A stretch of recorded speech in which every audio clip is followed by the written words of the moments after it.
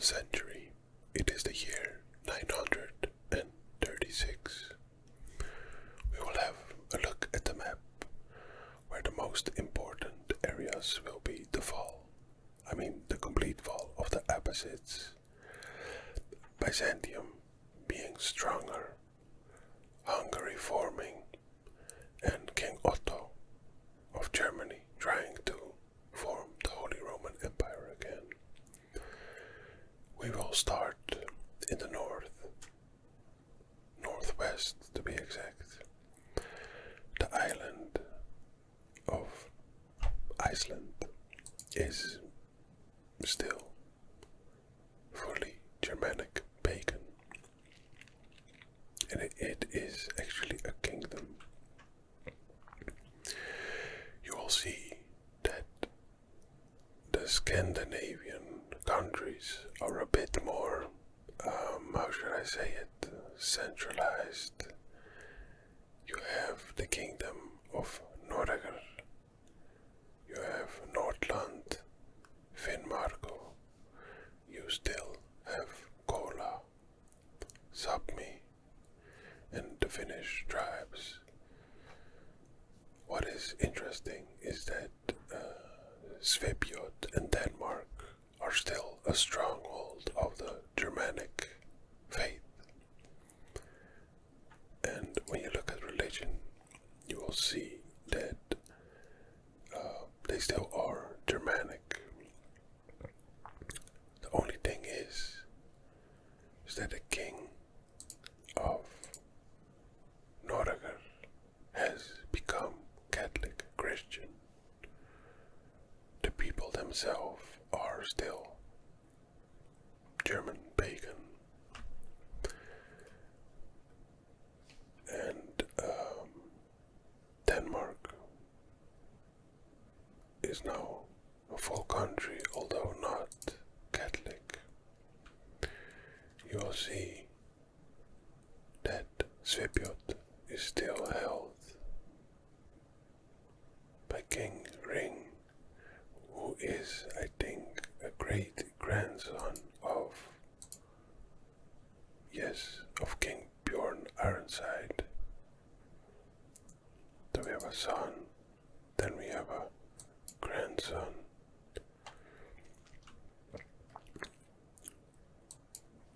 And when we look at the Danish king, he is actually the son, or also the grandson of Ragnar Lodbrok. You can see that the Anglo-Saxon have won the wars, and that it is fully Catholic, and it's one big kingdom, the biggest on the British Isles, in which you first had Wessex, Essex, Mercia, Northumbria. It is now one kingdom, and it's called the Kingdom of England. And all those other, what used to be kingdoms, are now duchies. So, Duchy of Essex, Duchy of Northumbria, and so on and so on.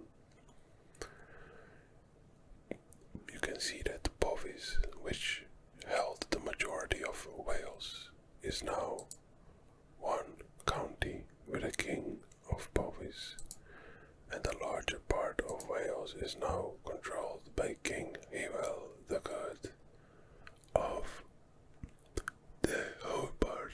Sorry if I mispronounce it, but it's, not easy. Ireland is still all separated, but you can see that there are some larger parts that are controlled by one person, and it's a king, Vlad Lerbach of Mumu. Here we have King Constantine III of Scotland. Here we can see that the King Emma of Nordiar So it's a king that holds these parts, and it's still pagan. When we go down, let's look at one of the most interesting areas in from like the year 700 to 1400, which is the Iberian Peninsula. You can see that the kingdom of Leon is formed, which was previously Asturias and only held these upper parts. Now, the king Ramiro II of Leon holds, I would say, like 1/3 of what we know as Spain and Portugal, so the Iberian Peninsula. We also have the kingdom of Navarra, which is held by Jimena family. Kingdom of the Leon is held by the Leon family. Here in Barcelona, we have a Duke of Barcelona with the name de Barcelona as a family name. The Umayyads are still pretty strong and hold a large part of the Iberian Peninsula. And it's, of course, the family Umayyad.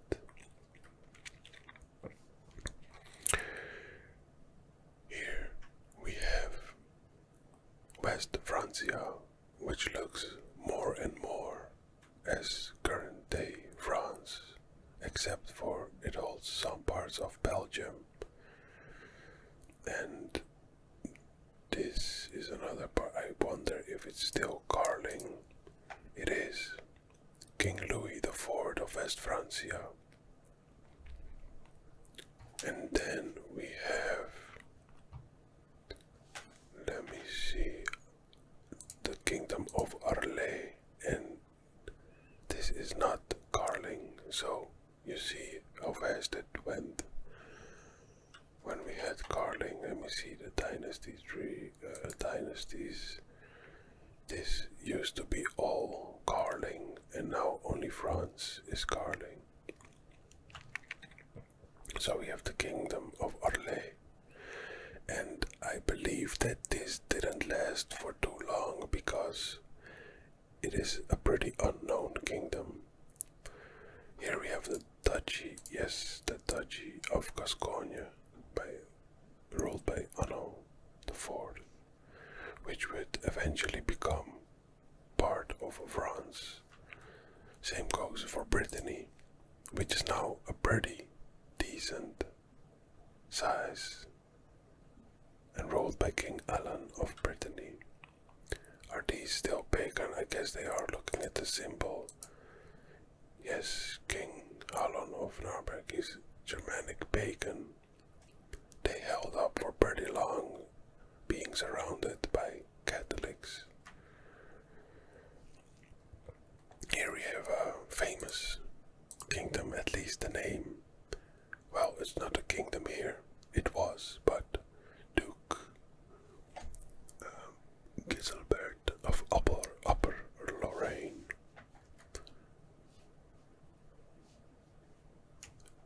In North Africa, we have the Fatimids, which are a pretty big chunk of current day, I guess a little bit of Morocco, Algeria, this is Tunisia as far as I remember, and they have a bit of Sicily, and of course these guys over here are tributaries, are they? Yes, tributary. Are you still a tributary? Yes, and these also. So this is basically ruled by the Fatimids. And they are also tributaries. So the Fatimid dynasty rules everything from Morocco to, I guess, Egypt or the borders of Egypt.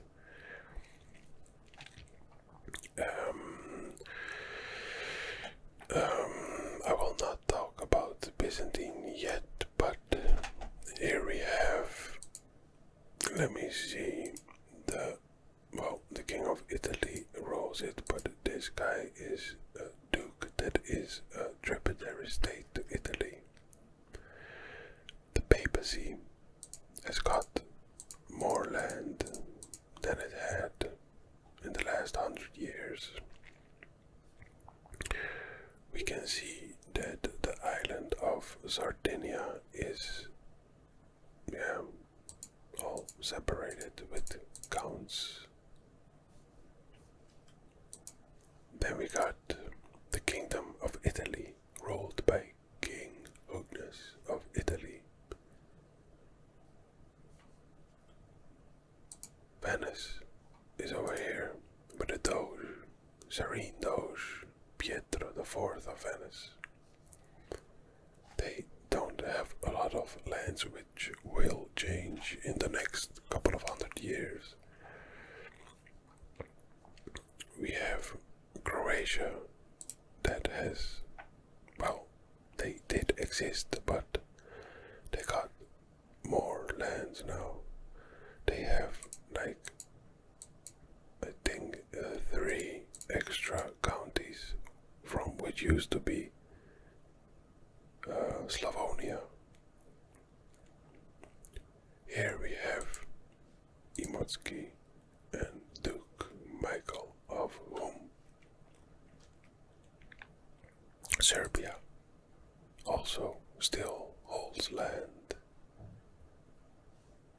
We'll go to Germany, where we have King Otto, who is trying to form the Holy Roman Empire again, which is a famous saying that the Holy Roman Empire is neither holy nor an empire, but it's a pretty strong kingdom, and he holds a lot of current day German lands and even more.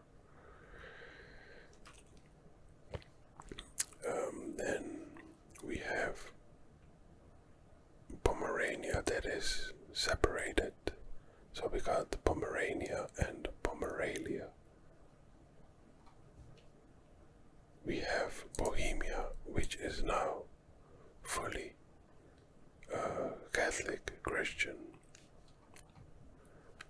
So if we look at the religion map mode, they managed to convert these people also, either by word or by sword. And in those days, most of the time it went by sword. We have, of course, Greater Poland, which is now larger and has more lands, and we have Lesser Poland. And these are chiefdoms, but eventually it will become a kingdom with duchies. Wrocław is, I think, Warsaw in our current day. Here we have Krakow. Here, what would later on become Prussia, we have Britannia. We still have Lithuania. Here we have Estonia. Where's Latvia? This is Livonia. Latgale, and they are still, Romova. Let me see what the Romova religion actually was. Baltic paganism is polytheistic with a pantheon of gods led by Thebes, god of the sky. Other main gods include Perkunas, god of thunder and lightning, so it's all similar to the Germanic and Slavic religion and gods.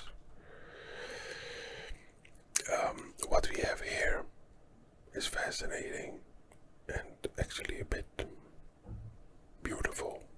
For the first time in this series, we see that the Russian lands are somewhat consolidated and ruled by a Slavic pagan named King Igor of Kievan Rus.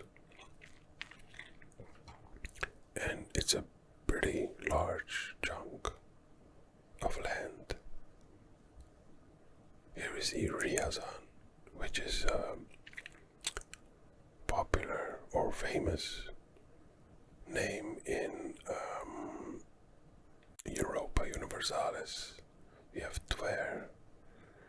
The Bulgars have expanded and actually took lands from Perm. And here are other names that I'm not gonna go into because, yeah, it's just too small. As you can see, it looks like what used to be Khazaria are now Pechenegs, and they took a bit of land off Khazaria. But you used to have the Magyars here, and they actually, what I thought was that they attacked Avaria, but they attacked Bulgaria, which was very strong in this age and still is. They attacked Bulgaria and took over the lands where Avaria used to be. They settled down and became a nuisance for all their neighbors and took more lands. They are still Tengri pagan and not as strong, but I think they can call up vassals to fight for them. And yeah, basically, I think in the next couple of hundred or a couple of decades, they will become Catholic and become a Catholic Christian kingdom also.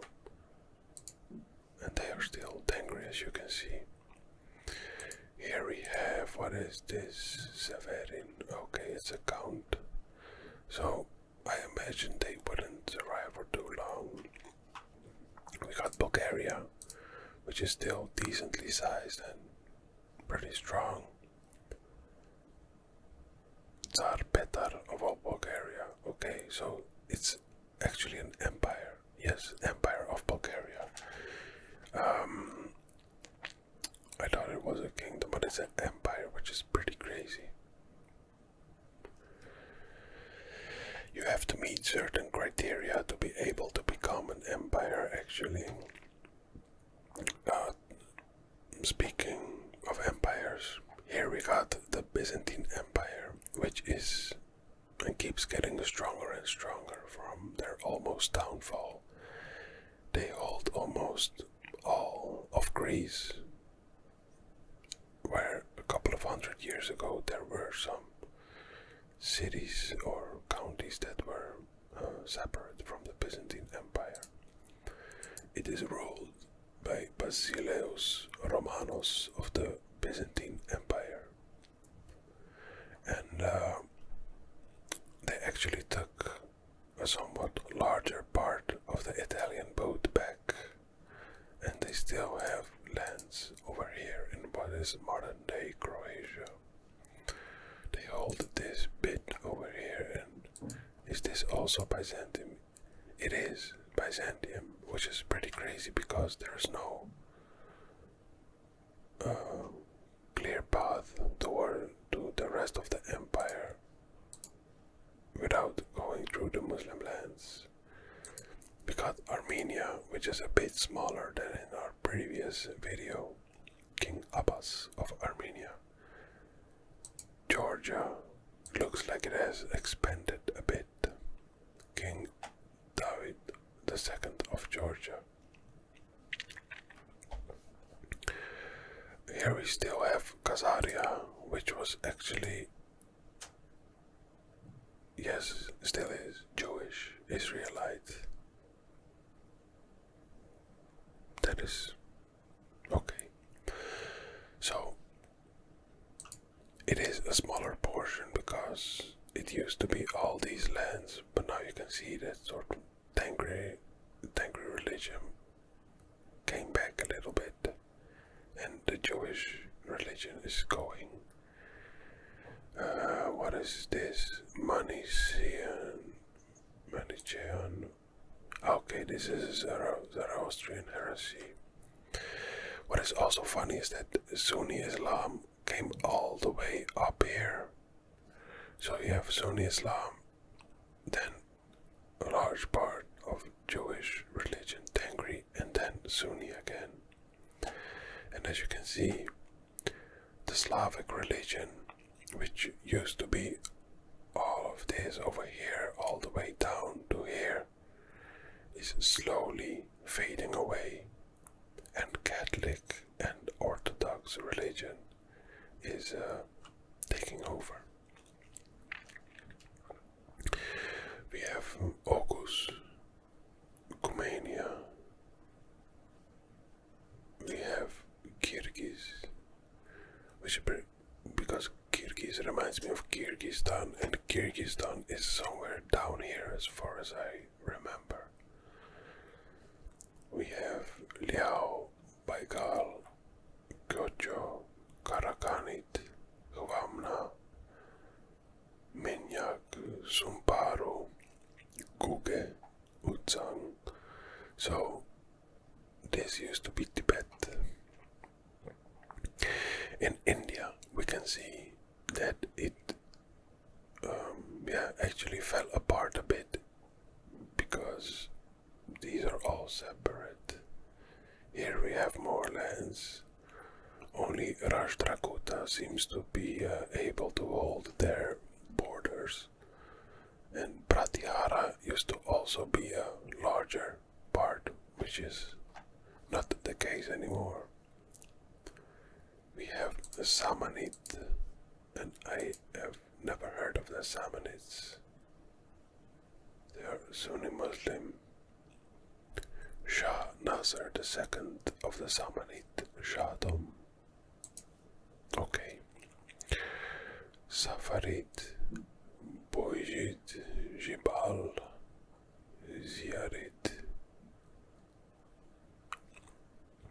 As you can see, the opposites only hold like current day Iraq, a little bit of Iran, and a little bit of Kuwait. And it's crazy to see how empires can fall in a span of a couple of 100 years, because this over here all used to be Abbasid, and I think even more, but in our oldest video, of the earliest age, they held all these lands, and now it all splintered because of infighting mostly. Ikshidit, Razid, Mahra. This also splintered. Do we still have the Jewish religion? Yes, we have. So we still have King Caleb of Simeon. Not still. This goes back. Gideon, David, Gideon, Jacob, King Jacob of Simeon. Talking about Jews, here we have the Torah. Still we have Ghana and Shanghai, so these are very old nations also. Let's look at the religion. So Sunni of course is strong, but it's pretty splintered. You have Ibadi, Shia, and some other. This is right. The Muslim religion is still pretty strong in Iberia, but eventually it will all go. The Germanic religion slowly is also disappearing because of the king that converted to Christianity, and Saxony is also not Germanic anymore. As I said, Slavic religion almost dominated Eastern Europe, but is slowly disappearing. Here in this area there actually isn't any Slavic religion anymore.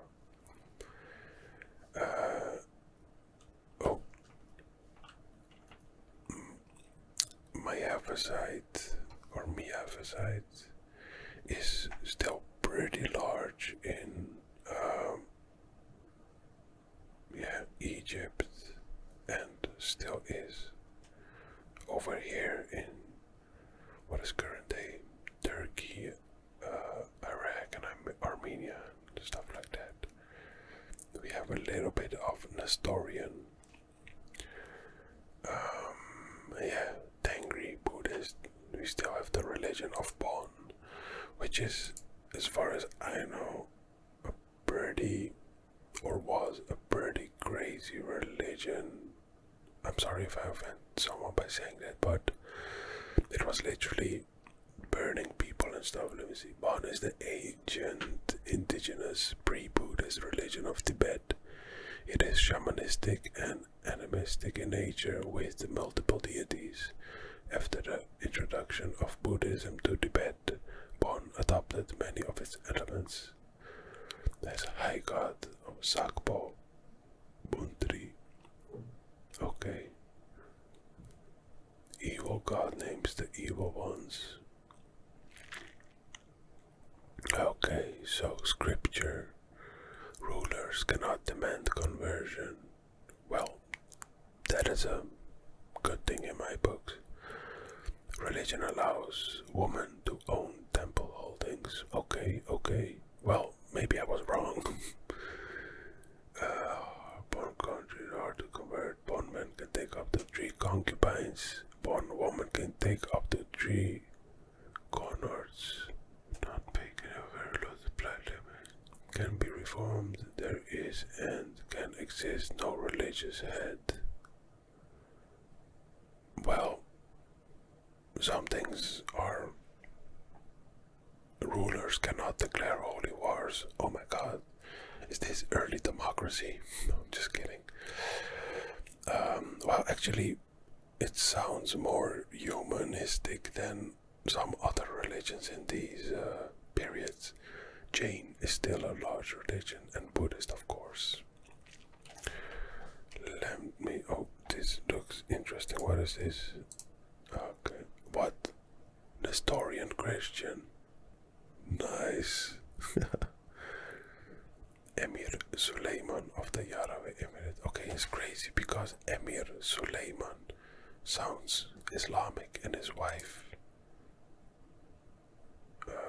well, they all used to have these, but yeah, Nestorian Christian. Okay.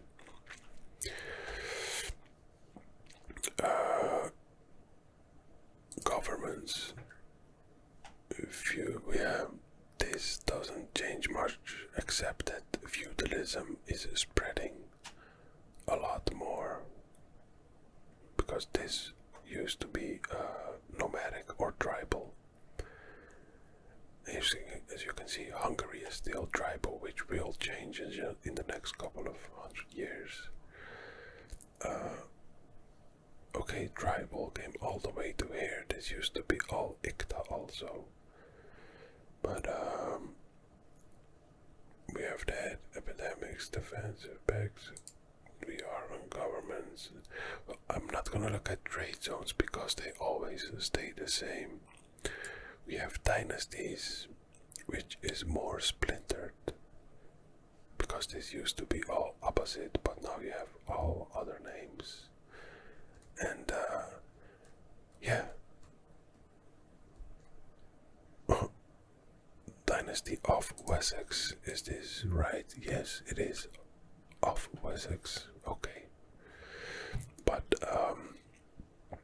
Rurikid is a very famous dynasty that, as far as I know, existed for a long time.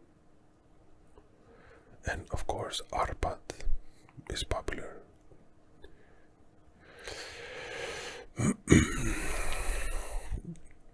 Then we are gonna look at the economy, and you can see where this all used to be red.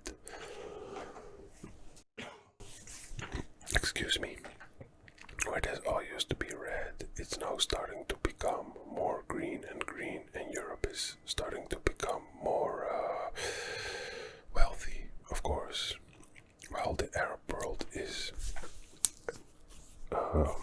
also wealthy. The Russian lands are still in the deep red, and the Scandinavians also, and Africa.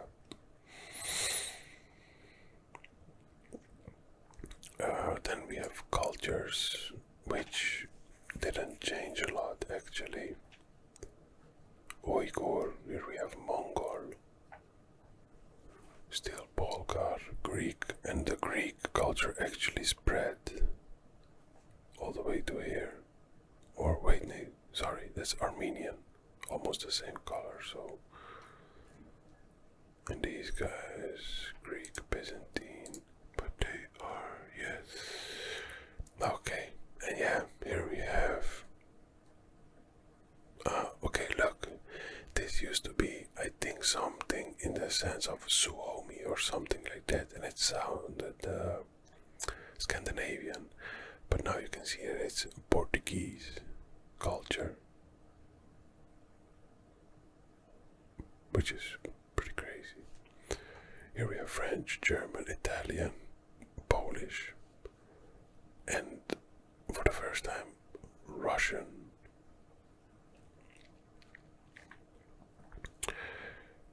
We looked at religion, realms, and it is the 7th of August, so there is no snow except on the mountains.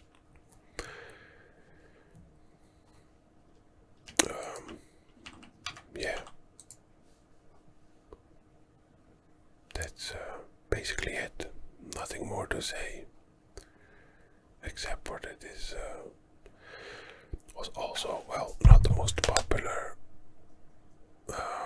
timeline, but yeah, still very interesting, and there's always something you can find that is pretty interesting. Thanks for watching, thanks for being with me here. I hope you enjoyed the series still, and as always, have a good day and have a good life. Through this way, I would like to give a special thanks to Phil at Excelsior7, Dominic Vane, Rob, Denise, Antox, Sam B, Sillard Jacob, and Noah Ross. Thank you. Have a good day and have a good life. Bye bye.